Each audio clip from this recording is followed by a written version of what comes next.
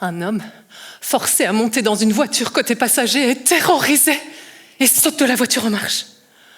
Je vous laisse imaginer le résultat.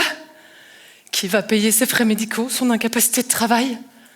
L'article 29 bis, ça vous dit quelque chose? La notion d'usage est faible, peut-être? Autre histoire, tout aussi vraie.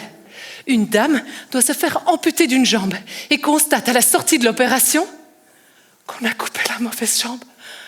Comment ça a pu arriver? Vers qui se tourner? Le fond des accidents médicaux, qui connaît? Et alors, si l'homme qui a sauté de la voiture était sur le chemin du travail et que c'est à lui qu'on ampute ensuite la mauvaise jambe, c'est la totale. D'autant qu'il pourrait se retrouver à devoir jongler avec des procédures devant le tribunal du travail, le tribunal de première instance, le tribunal de police, section civile et section pénale. Je vous ai perdu? Ça ne m'étonne pas. J'ai été l'avocat de victimes comme celle-là et d'autres, d'accidents plus fréquents. Chute sur un trottoir, accident de voiture, violence. On parle de quelques 100 000 personnes par an. Leur point commun, elles ont été touchées dans leur corps ou au niveau psychique. Elles sont en souffrance, elles ont des questions et ont besoin de réponses, donc d'informations. Et vous avez constaté par vous-même que chacun en a très peu.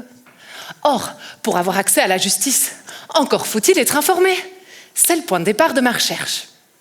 La victime se retrouve confrontée à différents acteurs. Et au jargon juridique, elle se retrouve en fait propulsée dans une pièce de théâtre en langue étrangère dans laquelle elle n'a pas choisi de jouer.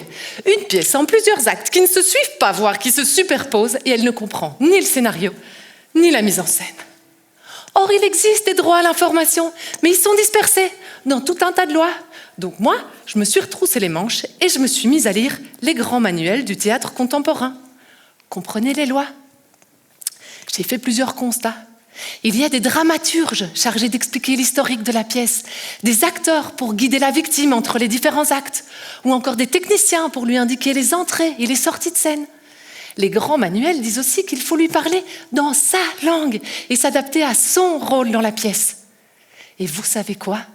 Une bonne information peut même favoriser le rétablissement de la victime. Vous voyez l'enjeu?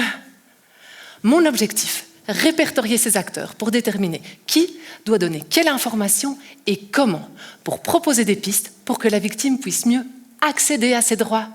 Et pour revenir aux passagers de la voiture, c'est un usager faible de la route, comme un piéton ou un cycliste. Il peut donc être indemnisé par l'assureur de la voiture. C'est ça, l'article 29 bis. Quoique vous n'étiez pas victime ce soir et que ce n'était pas mon rôle, vous sortirez d'ici un peu plus informé.